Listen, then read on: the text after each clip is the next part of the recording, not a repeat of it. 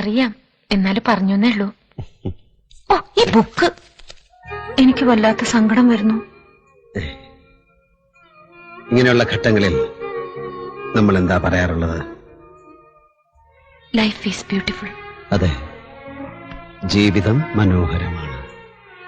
അങ്ങനെ പറഞ്ഞോളൂ, അപ്പൊ സങ്കടമൊക്കെ താനെ പോകും. അല്ലെങ്കിൽ തന്നെ എന്റെ ജീവിതം എത്ര ബ്യൂട്ടിഫുള്ളാ.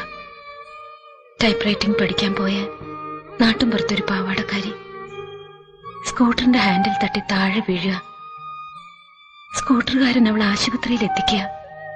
ആരോരും ഇല്ലാത്ത കുട്ടിയാണെന്നറിഞ്ഞ് അവളെ ഏറ്റെടുക്കുക, ഒരു ജീവിതം തരിക. ആകെയുള്ളൊരു അനിയത്തെ നല്ല സ്കൂളിൽ അയച്ച് പഠിപ്പിക്കുക.